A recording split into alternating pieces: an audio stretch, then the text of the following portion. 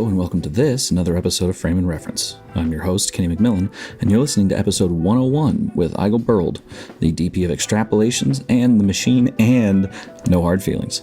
Enjoy.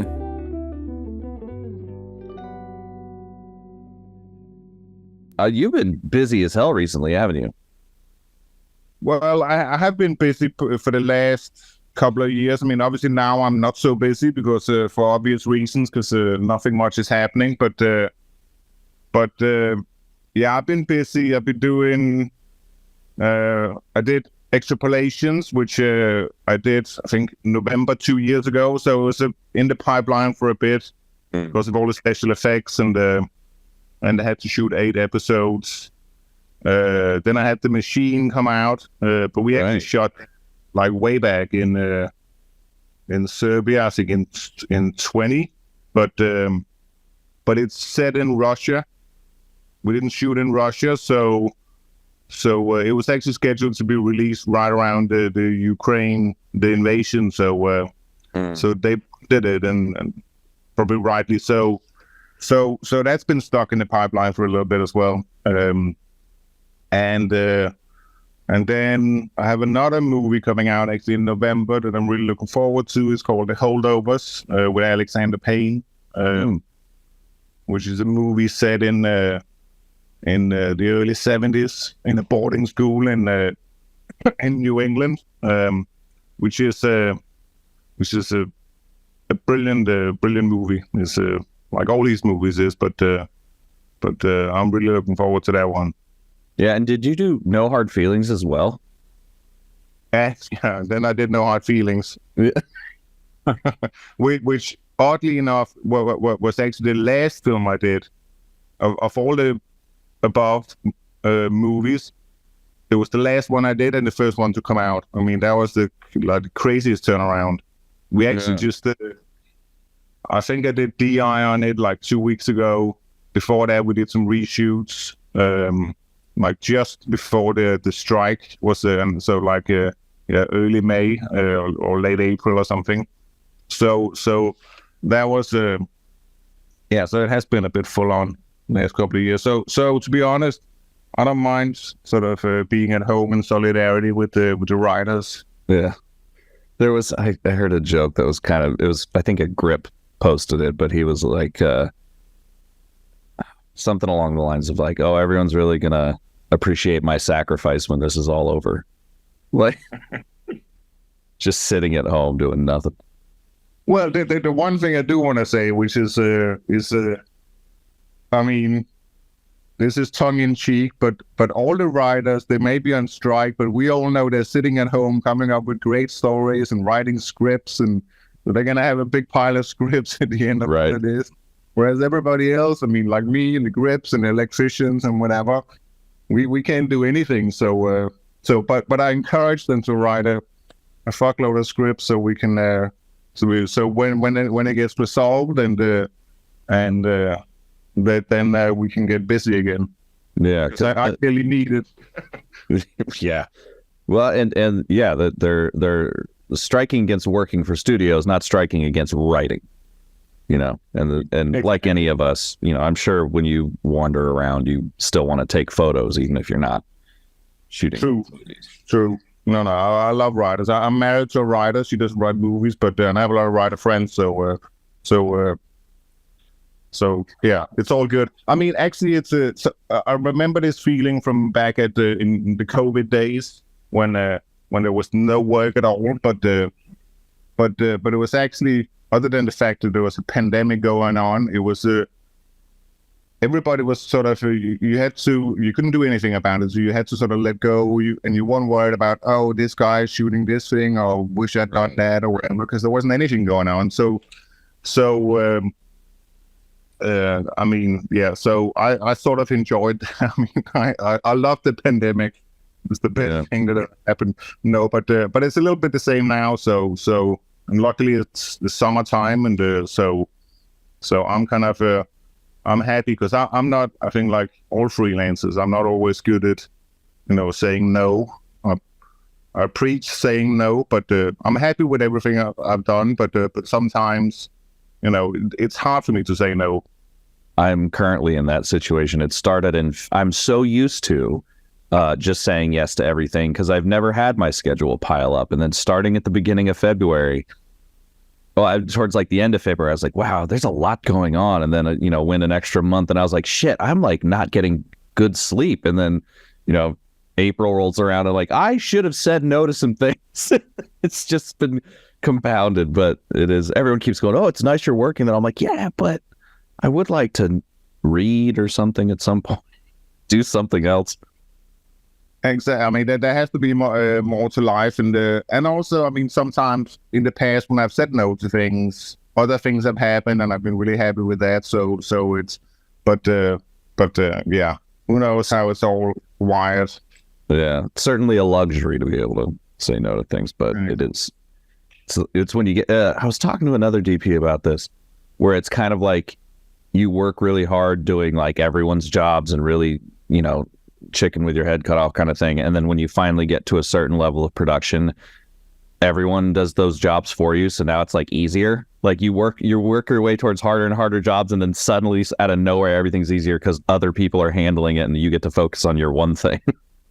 True. Yeah. No, that's very true. But I gotta say, I mean, I'm 50 something now, and I've been at it since I was early 20s at least. But every time I leave a job, I'm still scared. I think I'll never work again, and maybe this is a disaster, and I will be blacklisted. And I mean, a lot of people have it like that. But I think that feeds into the whole thing. Then you sort of you have a script or whatever. You have something, and you think, oh, maybe I should do it. Maybe I'll just squeeze one more in there. It's like the bank robber syndrome. Just the last heist, and then all will be well. Yeah, then off to the beach. You started off as a documentary guy, right?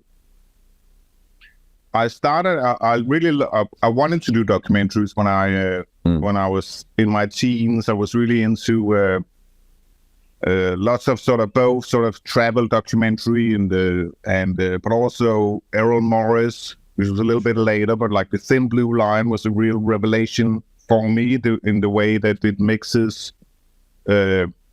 Sort of a documentary story, but in a super stylized way. And you always, I mean, it sort of really showed in a very beautiful and smart way how documentary isn't really reality. Documentary is a style of filmmaking, and obviously it's a subjective but it's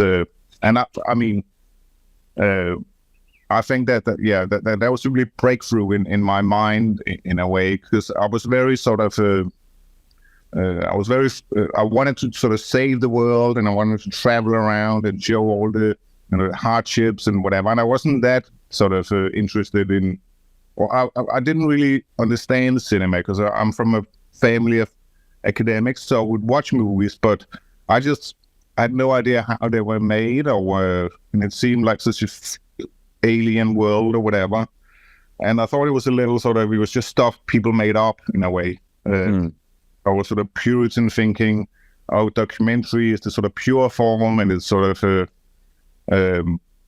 but then I went to film school I got into a film college in Wales, Newport, Wales, when I was 18. It was kind of by accident that I stumbled across it, and partly I went there because they had a documentary photography course as well that one of my friends was attending, and it was a Magnum photographer called David Hearn. He ran this workshop, and the college was organized so you could do their classes, or you could do film and video production. You could sort of move around, and so I was still really into that. But then there was a brilliant cinema in a chapter of cinema in Cardiff, where I was staying, which is very close by.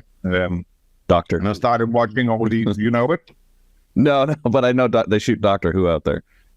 Oh, exactly. But then I started watching all these sort of weird. It was like super art house. I like it a lot. David Cronenberg and Kieslowski and all of this stuff that really. And then I started saying, "Oh, people, this is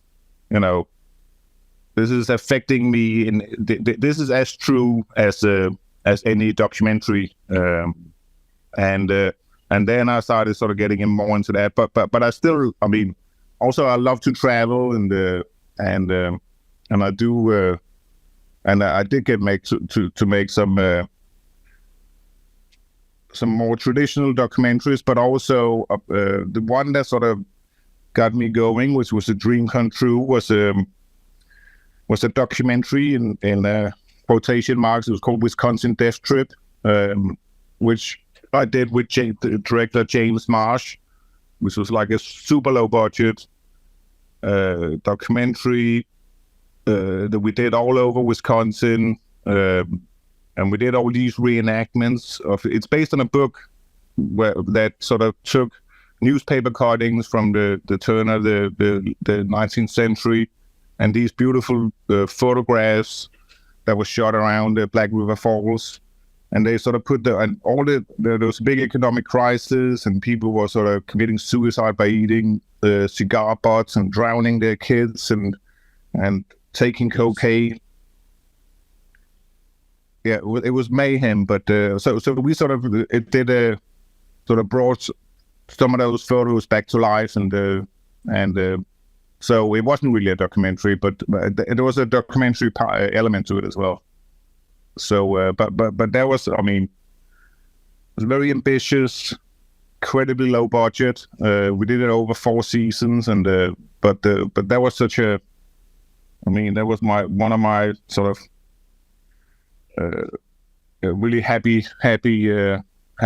moments, because we were so low budget that we had to make everything up literally on with duct tape, and we had a crew of 2. We had a gaffer and a grip, and the grip was the stunt man as well, and and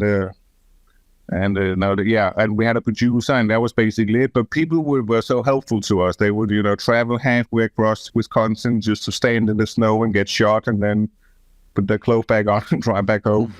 Amazing.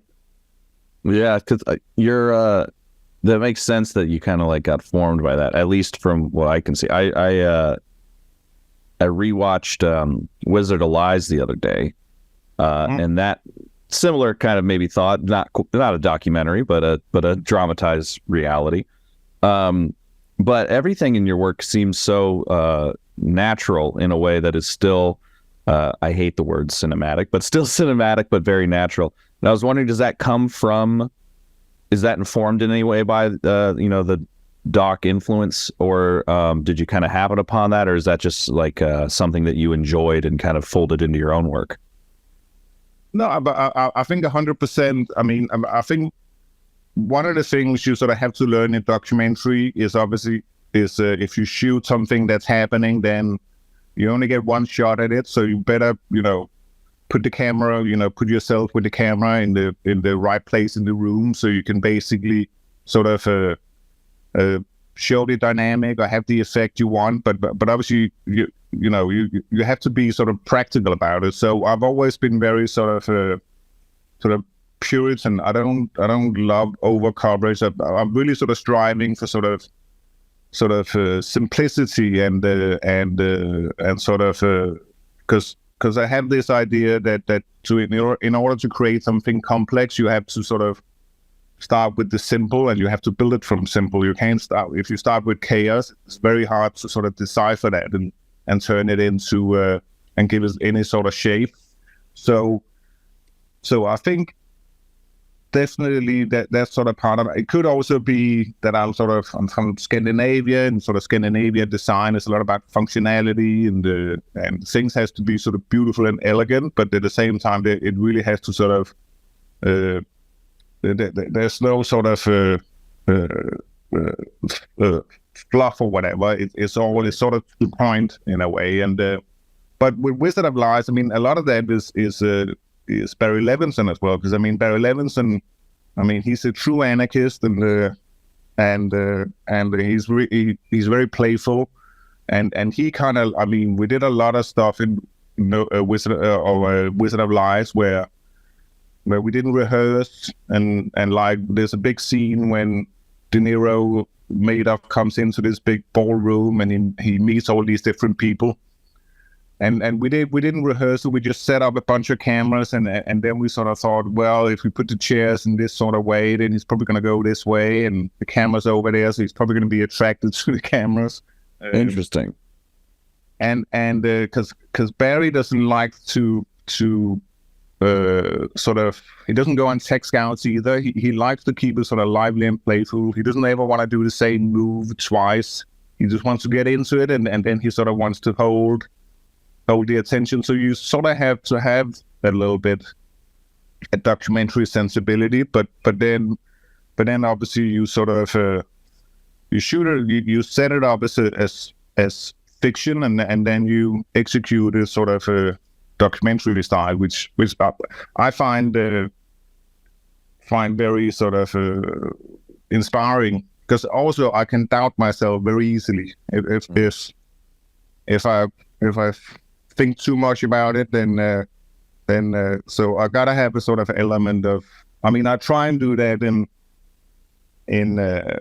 like when I did Deep Water with Adrian Lyne, a lot of that was sort of designed. I had a really good first AD as well, Doc Torres, who I worked with a couple of times, and he's very aware of sort of weather and the sun and how it moves, and we were shooting that whole house a little bit like a stage as well, so we had to be very sort of focused on, okay, can shoot here in the morning. If the light isn't right, then we can go and shoot the scene in the bedroom. And it was a chamber piece, so it made it sort of a lot easier in that sense. But because, I mean, at the end of the day as well, there's only like, if you shoot outside, there's only so much you can do on right, in terms of control. You sort of have to have it planned out, and unless you want to just sort of turn everything into a tent and it all have soft light, then which I don't particularly like, then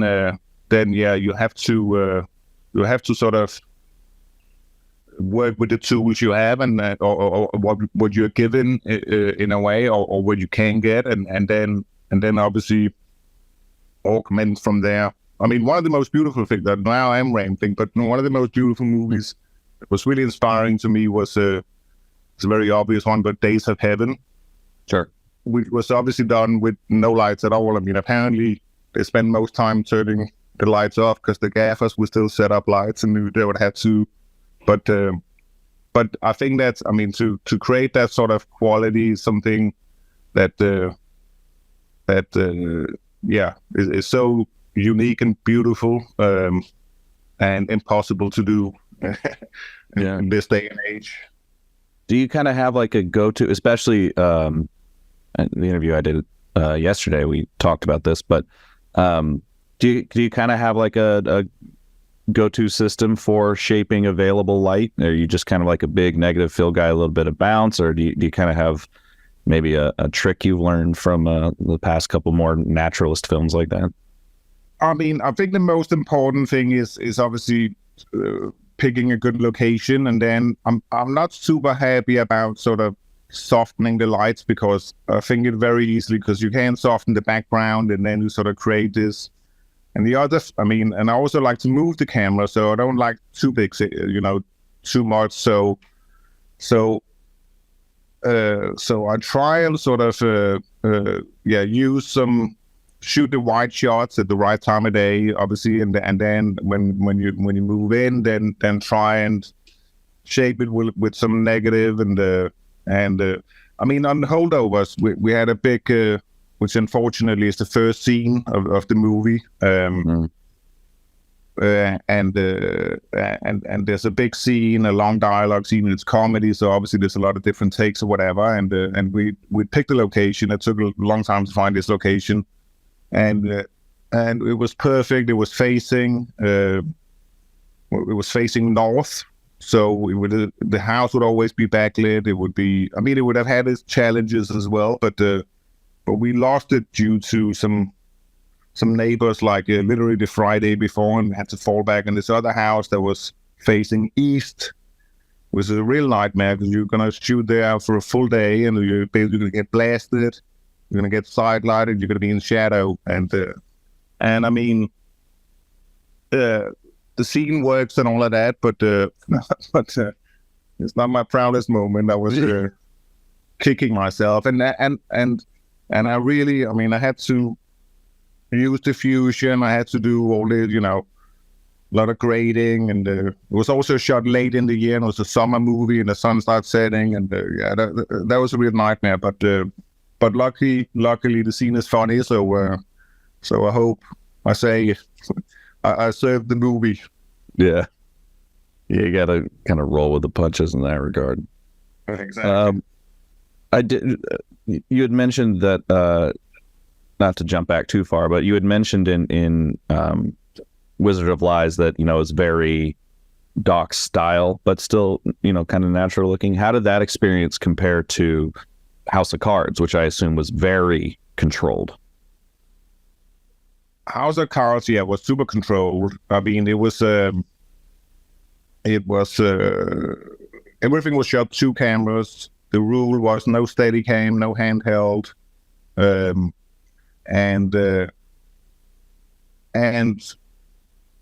I mean, it was working with Fincher. I mean, because I did the first 2 episodes with him, and he was obviously there for the whole first season. He was sort of lurking in the shadows, of which there are many. The man loves the shadow. Exactly, and I mean, he's. I think we had he's kind of easy to work with in the sense that he doesn't. There's no bullshit with him. He knows every department. He knows everything. He was Don Bird, his production designer, helped design him. So everything was very meticulous. And the sets we built, we created these ceilings with sort of where we had sort of where we could do soft ambient from above, but not just sort of overall, but we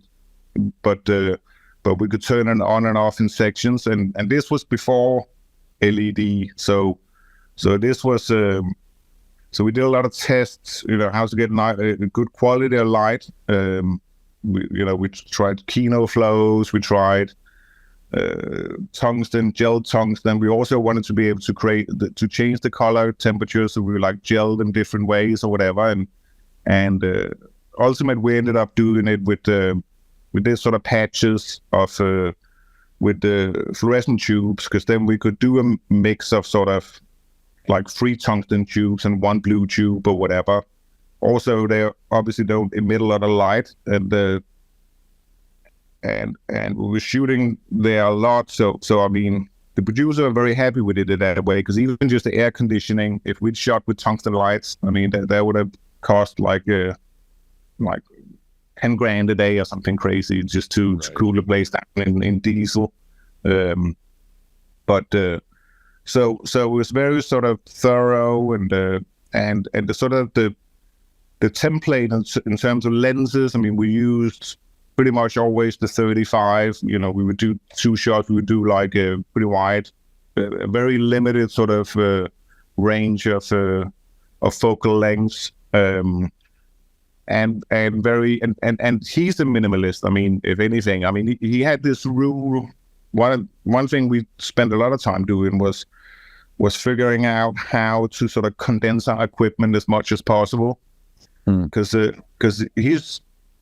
theory was, all the camera equipment and the dollies, both dollies, have to fit into a Sprinter van, and the Sprinter van has to be able to park right outside the location, and then basically everything has to be sort of, you just have to open it, take it, and we have the base plate on. We had customized all the cases. All the accessories were sitting on. We didn't put in individual boxes. So there was a 15-minute rule. You have to be able to roll in, put the camera on, and then shoot in 15 minutes. And we would pick the locations where there would be some sort of ambient light. And that was sort of sometimes obviously we modified it, we were shooting the DC Metro. And which is, I mean, we've drawn down, I think the whole thing is lit with 2 single Kino flow tubes. But what did take a lot of time was the gaffer had to go there 5 or 6 times. So he would go down there with a color meter, he would do a reading, we would have him change all the bulbs, but they still had different color temperatures. So he had to go back there, color meter him, gel him, take a photo, come back, and then, I mean, that went on forever. But but so it's a good example of something that sort of it on the day it didn't really take a lot, but the preparation had been pretty immense and involved both the what is called now the FTA or whatever, and the electricians and unions. I mean, it was a bit of an undertaking, but yeah, and so that was sort of the shape of working with him, that sort of methodology, and he's not afraid of the dark, obviously, but I don't think it's ever sort of you always sort of see what you need to see. It's never like scary because you can't see anything or whatever. It's sort of, unless it's like, unless that's the point. But I mean, I learned so much from doing that, and also obviously trying to sort of implement all of those ideas for the next. I did the first 11 episodes, so with lots of different directors and sensibilities, and I mean, and that was the real challenge, because everybody knows that Fincher could do. I mean, he could do the sound, he could do, right. He could light this everything, and so the real test is when he's not there. Is it is it going to look completely different? But I think his idea was he wanted one person to shoot the whole thing, which was grueling because you have to prep and shoot, and I mean, and we shot like for real crazy hours. But he had this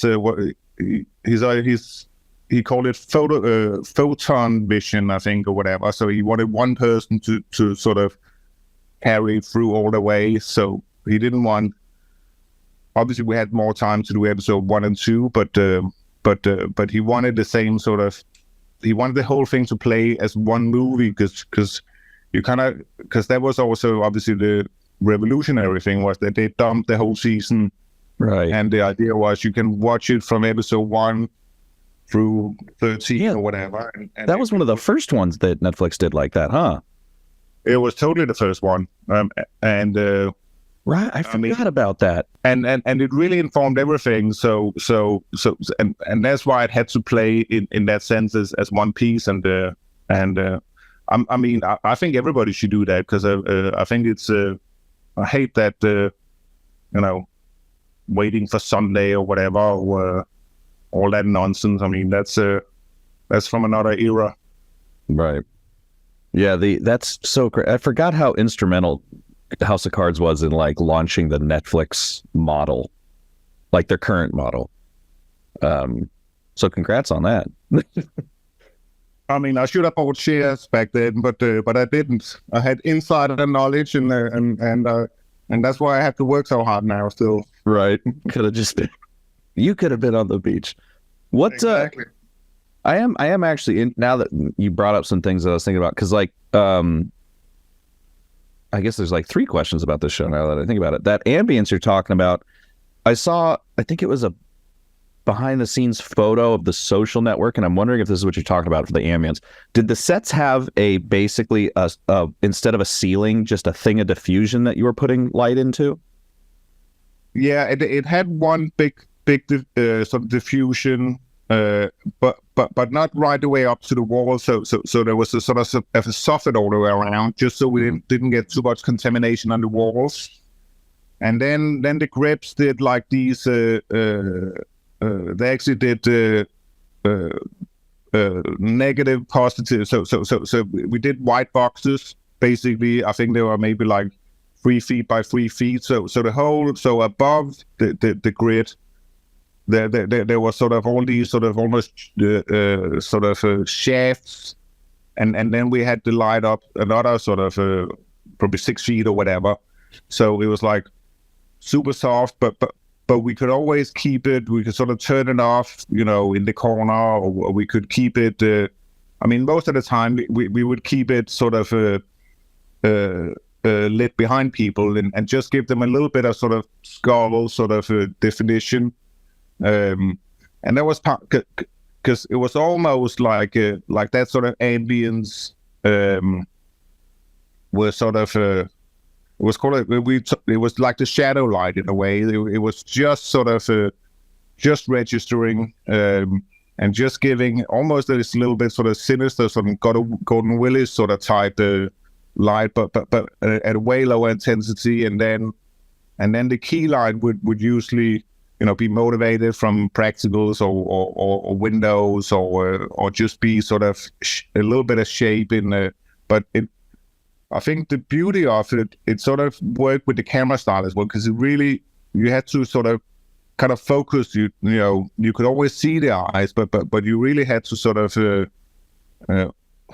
open your eyes and lean in a little bit and then be like, what's really going on here? And it's the same thing with the camera, because we moved the camera almost like sort of robotically. We wouldn't follow the axis. It would be like, okay, the camera starts moving and then it stops, and it had to work then with the axis sort of timing wise, and that was sort of the dance between the camera and the axis, and then it would be very still, so you would almost like frozen. So if somebody just moved their finger, you really notice it, because there wasn't anything else moving. Right. So it's the same sort of hypnotic sort of feeling where it kind of sucks you in, which I think is what he does so well and so masterfully. And also in terms of continuity, that's why he likes to use multiple cameras, because it always feels like real time. It's like, sometimes you see scenes and it's like, it's not 100% real time. It's like, oh, they skipped a little bit or whatever. It doesn't really matter. It's like here and there, and somebody said this and that. But I think in all his work, it really feels like if a scene is 1 minute, that was the real 1 minute where it happened. So he's like incredibly conscientious about even the tiniest thing in the background, and that's how he used VFX as well. I mean, to a great degree is I mean, his everything he does is packed with VFX, but it's like little things that you would never know but just that keeps that sort of sort of catches the sort of the moment by the throat and doesn't let go. Yeah, that hyper continuity is something I've definitely tried to start being conscious of myself, but it's certainly hard. Plus, I heard he you can use the same techniques to, I wouldn't necessarily call it VFX, but like getting rid of maybe a light stand or having the boom pole operator just be able to sit right here, and you're like, yeah, we'll cut that out. Like, you're good. 100%. I mean, they ended up not. In the later seasons, they wouldn't even because he would stabilize everything. He doesn't care about shaking. He's he can stabilize. We would just overshoot everything anyway. So we would, shoot the whole ship and the image we were looking for, which cropped, but it meant we could always sort of readjust it a little bit. And the framing just, I went through quite a few I operated with Charlie Lippin on the first 2 seasons as well, because I love to operate. Best job on set. But it is the best job on set, and you're right in the middle of it. So if something, you always know what's going on. You're not stuck behind a monitor somewhere and something happens and you're like, what the fuck's going on? But when he wasn't directing, then I thought, well, I have to sort of be Fincher here, and sort of know what the other camera is doing as well, because it really has to. I mean, we did a lot with Fincher. We did all this crazy thing. We would shoot it like wide open, and it would be like someone was shooting a trailer park, and this guy had to open the door and step in, and it was like depth of field is like nothing. And I had a really good focus puller, Boots Shelton. But every time, I mean, like a lot of the takes, it was out, but Fincher would always be, quarter inch deeper, half shallow or whatever. And it was basically, there's no way you could, scientifically sort of do it. I mean, you basically just had to keep going until you got it enough times and the performance and everything. But I think we shot a little less wide open when he left, because just didn't want to be the crazy person torturing the director and say, we need 10 more shots, but we created all these. I mean, okay, yeah, I go rambling again. Gary J eventually came in, who was, the most amazing operator. He did. He's worked with Michael Mann, and he did.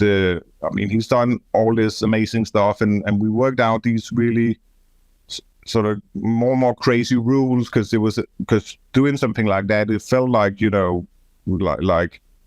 like you are so almost at war or whatever. It's like, because we fought so hard for it. So I remember when Carl Franklin came in, and we were setting up this scene, and it's someone bound to going, two people in a bed, one goes to the bedroom or whatever, and he was like, oh, so we could pan across, and we were just looking at him like crazy people, like shut eyes, and we don't pan on this show, and like, so the rule was when everything was, the dolly would do everything. So when we drag in, it would boom up or whatever.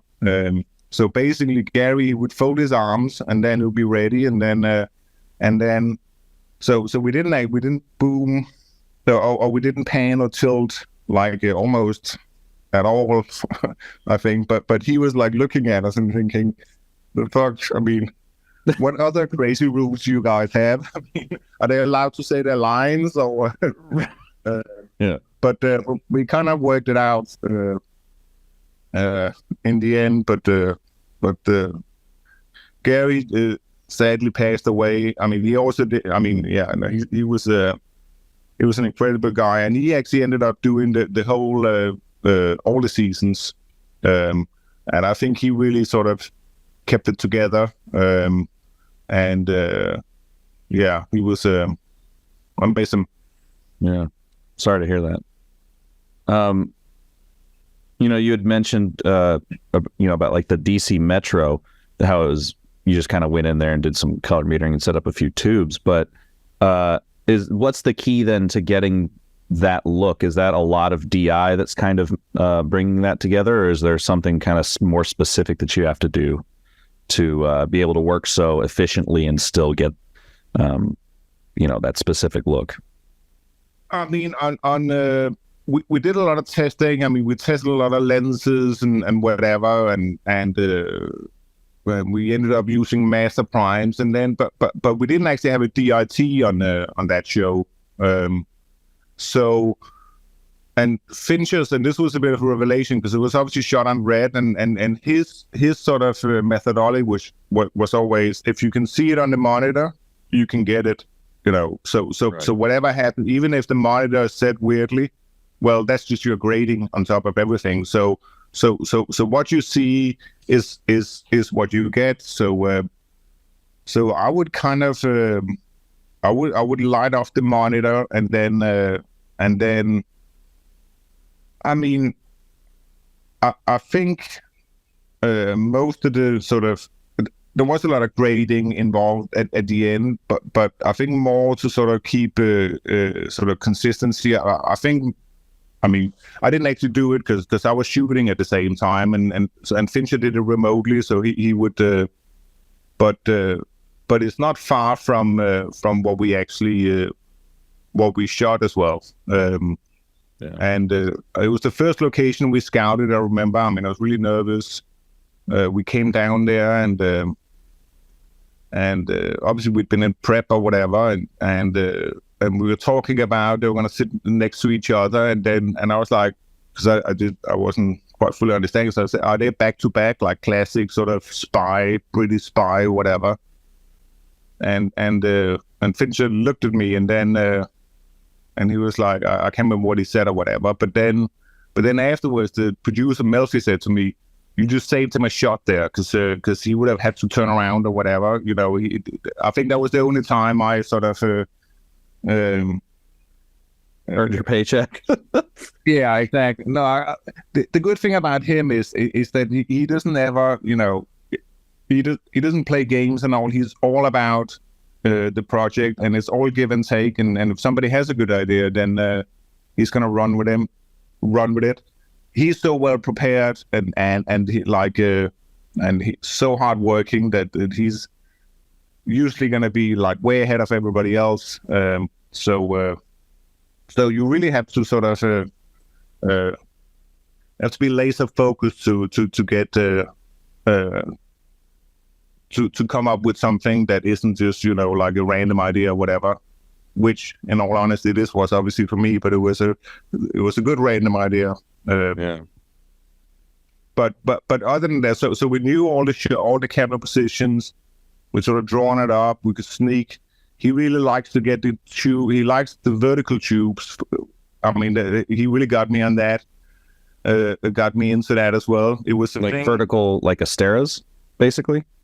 Yeah, basically old time. This was in the Kino Flow days. Right. So we would do like a really gel down like a lot. We would get it in as a liner basically, and it's one of the things that you really that we talked a lot about, and I think it was God, I'm terrible now, but what's the name of the DP that does all these that used to do Cronenworth? Oh, Cronenworth. I interviewed him. You did? Yeah. But I mean, he's amazing. But his dad obviously was also a DP that Fincher knew, and Jordan. he'd been Jordan, exactly, and he was the one who'd gotten him onto this. Remember the liner, and so I think by liner you mean like scratch light. Yeah, so it's just a very, very faint sort of outline. It has to be super faint because otherwise it looks like you've been doing blue screen or whatever. Right. But we never used still light, so it was basically very often it was like if we can get that line in, so we get separation, and then we just get enough light in, reflection in the eyes, then that's kind of it. That work, it's fascinating to hear how, because a question I ask of a lot of DPs is like, especially the ones that work in television, is like, how are you able to work so efficiently and still maintain high quality results? And it's fascinating to hear all the different methods, but heavy pre-production does seem to be one of the larger answers, no matter what you're lighting. No, 100%. I mean, but then the trouble came because then I would be shooting like literally, I mean, sometimes one director in particular would shoot like 15, 17 hour days, and then so there was very limited time to prep the next episodes, and so that made it. But I think the key on because one of the things I think that Fincher was really worried about going into. I think he felt there's a lot of eyes on him because obviously he's known for doing a lot of takes. He told me in the beginning of Social Network, he did 99 takes, but he would have done more, but he just didn't want to get known as Mr. 100. Right. But it's like, how's Fincher going to shoot, on a TV schedule with so many takes? But the key was really the use of two cameras and even on the shows after, on the episodes after, I was like very adamant that we would always, unless it was an insert, we would always use two cameras and quite a length. They were stacked, right? Well, it was stacked for sort of coverage, but even in wide shots, the other matte box would always be on the edge of the other camera because we would do like elaborate tracking shots with two cameras. And we would always shoot the scene from the beginning to the end. We didn't sort of do, maybe we did pickups or whatever, but we didn't shoot like this part of the scene and then this part of the scene. We would shoot sort of as much as possible. So it always took quite a bit of time to set it up. But then when we shot it, we covered so much ground and things sort of fell into place. Also, I mean, I gotta say, the cast was, Kevin Spacey. In terms of sort of technical ability, and he's Sure. He's obviously great. He is a great actor, but he's super technical as well, and he'll make anything work. And very often, I mean, maybe this goes back to what we started talking about with the documentary. But I remember we doing one scene when he's basically getting Russo drunk in the car so he can gas him. And we were like, oh, it's such a big scene, it's a turning point in the whole season or whatever. And so we're gonna spend the whole day here. We're gonna, shoot 2 cameras here, 2 cameras there, 2 cameras there. We had this huge big plan, but then we set it up on green screen, but actually with LEDs. This was the first time I used sort of moving LEDs. And then we set the 2 cameras up, sort of facing Kevin first, but Russo sort of was turned away, obviously also because the camera was there, and we sort of and we did a bunch of takes on those 2 setups, and it's kind of felt like whatever we do now is just going to be weak, and it's not going to be, so that was it basically, and we were like, we talked to Kevin, and Kevin was, I mean, we were working grueling hours. I keep saying that, but we really did. And he was like, yeah, fine, of course we have it. So obviously where you put the camera sort of shapes things as well, and it makes it fall into place. And that's sort of the sort of the Puritan thing in a way, is that I often fight on set with the sort of, or not fight with the first ADs or whatever, but there's all these methodologies. Oh, let's do something easy to get the day going, and it looks like we got off the bat 20 minutes in or whatever, and or let's do something just random. And I'm always like, we gotta do the best shot, the most obvious and strongest angle first, because everything is automatically gonna shape around around that setup, and it's going to fall into place, and all of a sudden, more likely than not, we're going to realize, oh, we actually just need a couple of little pieces here, and oh, maybe it's fun if we do this, or let's but I think that's important. Usually about there is times obviously like where you have to start in that, I mean, on close-ups for performance reasons or whatever. There could be all sorts of things, but whenever that happens, I think it may be good for the performance, but in terms of the sort of cinematic shape of the scene, it's not really. It's you could obviously make it work, but it's not as desirable unless you work fully from storyboards, where you storyboard everything.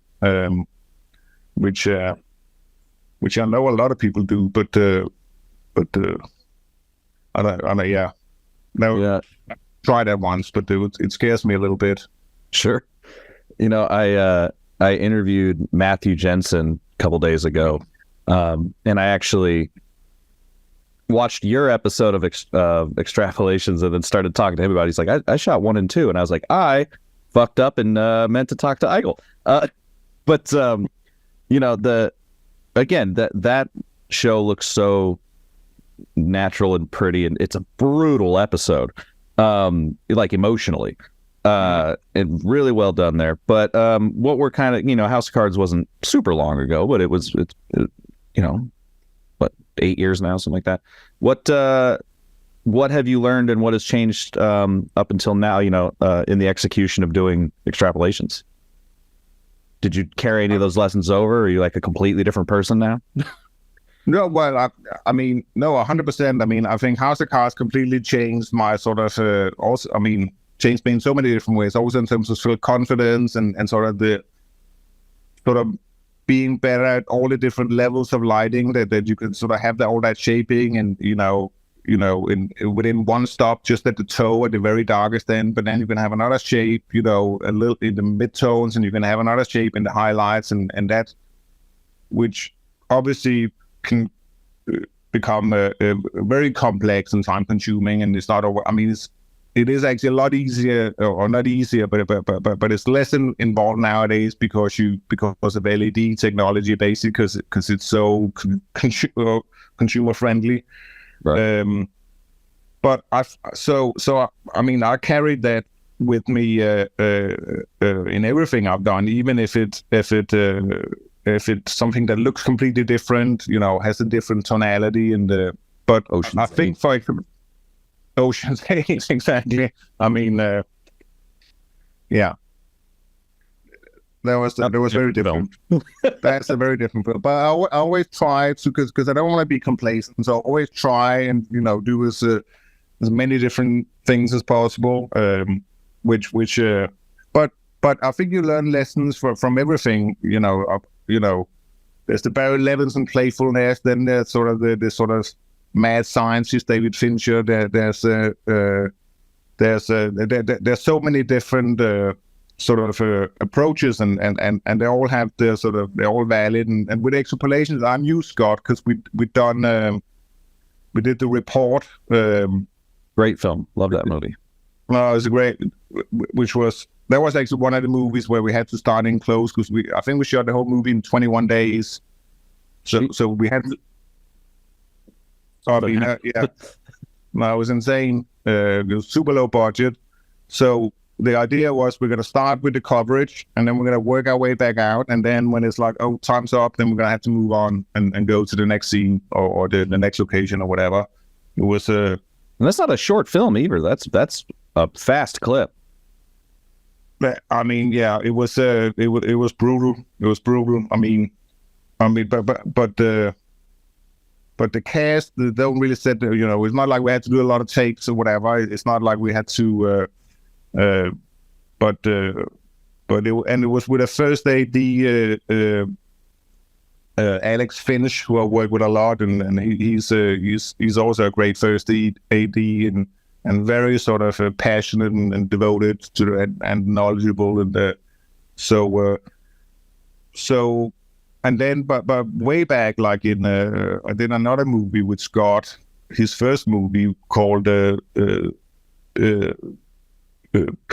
239, I think it is, was based in plutonium, which is that we shot in Romania, set in Russia, shot in Romania, with Oscar Isaac and Paddy Considine, which is a good film.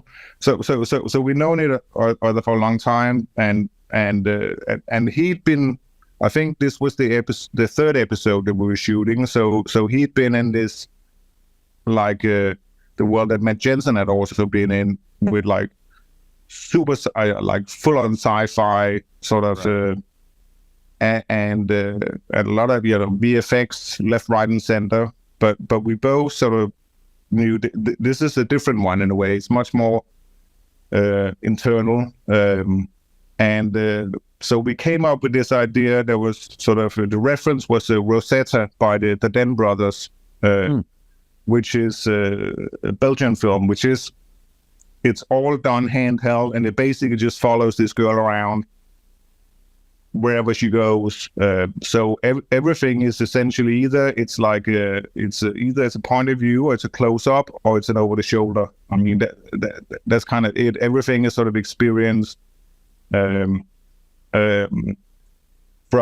within that. So that was the first sort of thing we thought. Okay, that's the way. That's the rule, and also Scott is very structured, and obviously he's very.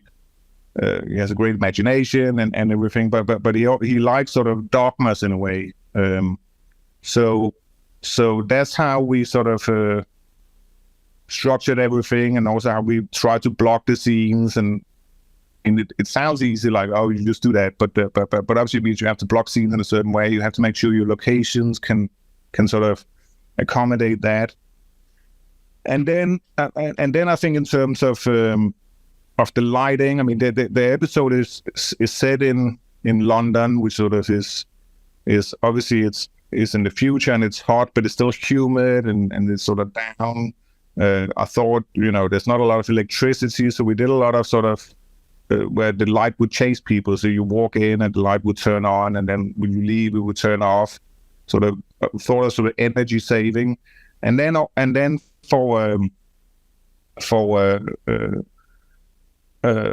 what's his what's his name again now? The maker. So it's Ezra. Ezra. Yeah. Shit. Oh, it was right there. Yeah. Ezra. Ezra. So but we did a lot of sort of very sort of it was almost low contrast lighting, because I was because he was in a way sort of almost dissolving, and you know, obviously his mind is vanishing, so it's a little bit, it was like a ghost story, or he's not sort of very clearly defined. It's almost like, you know, it's all in the shades of grays and and then in certain scenes, like when he's is a little more defined when he's with what's her name? His love interest. Right. He's he one of his clients, and he's a little more defined. But it was sort of a very obvious way of showing him sort of turning into dust in a way. Yeah, it's a very affecting episode. I mean, I was very. I mean, I read all the episodes, and I was doing I just done. I think I'd been in Serbia shooting the machine or whatever.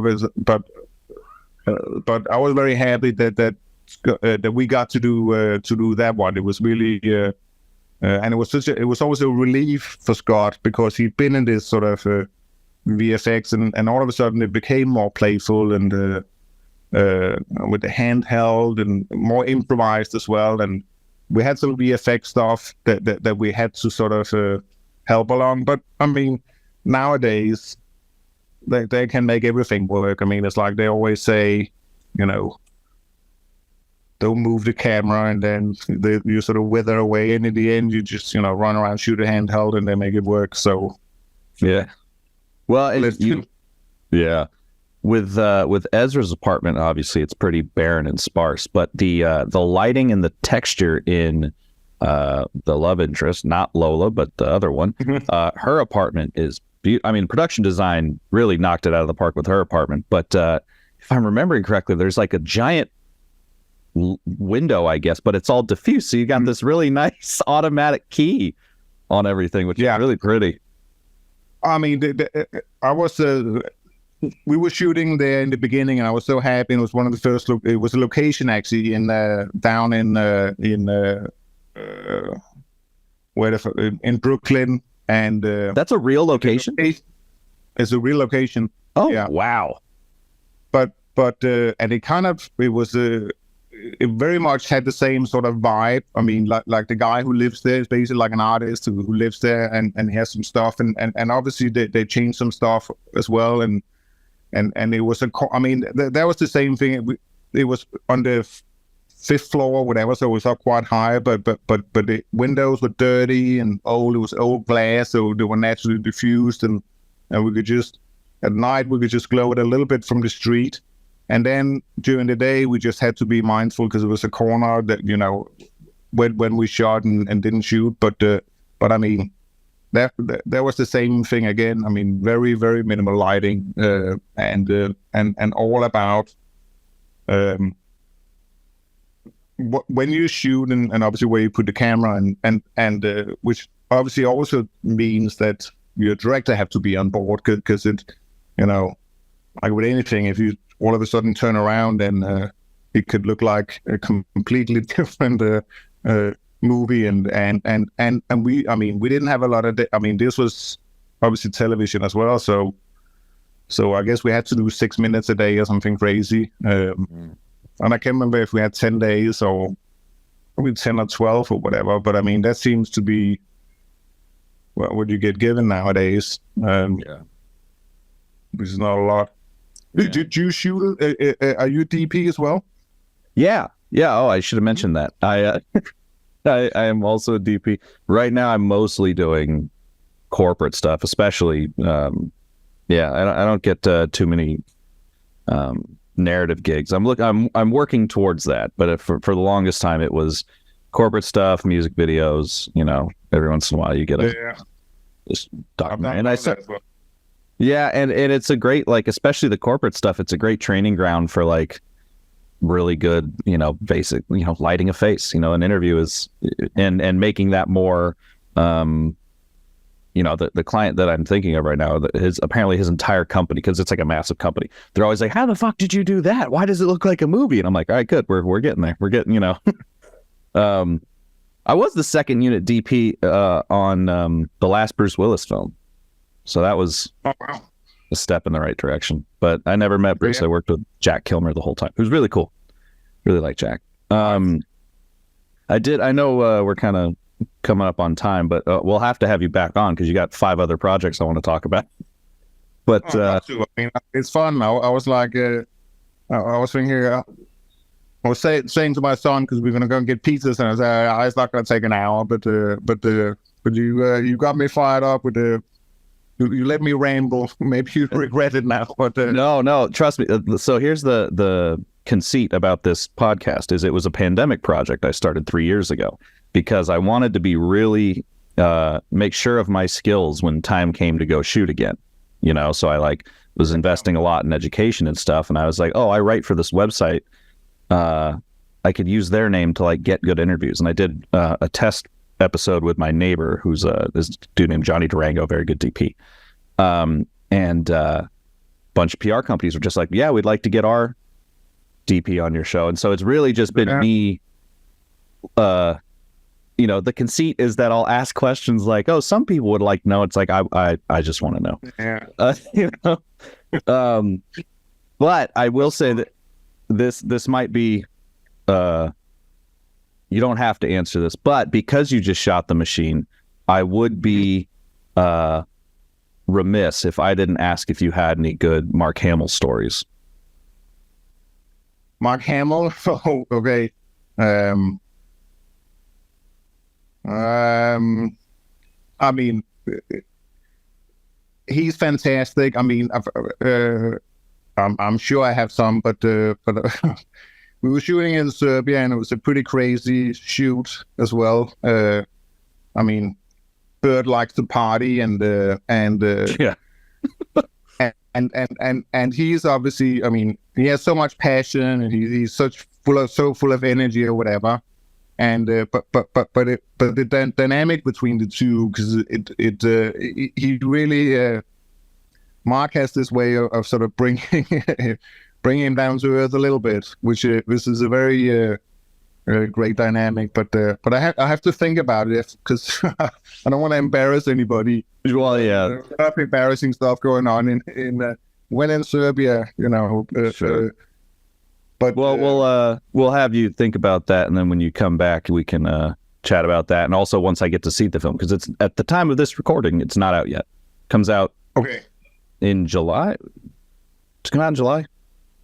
I think that the machine is out now. No hard. Oh, is it? Shit. No hard feelings. Yeah, but we should also talk about a fun one to look forward to is the holdovers, because it's not only set in 1970 or 71, but we wanted it not to be like window dressing. We wanted it to actually make it look like it was actually made, and then someone found it, and so here's a cool film from and that goes to even sort of it's in mono, sound is in mono.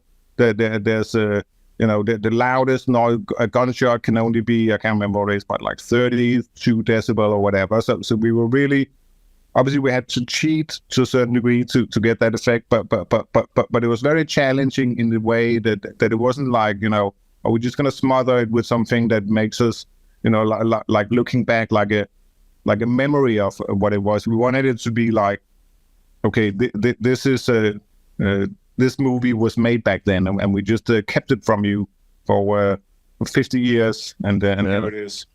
Yeah, I'd love to talk about that, especially because I had read that you're like a big fan of like the energy of the 60s and 70s films. So I'm sure you put a lot into it.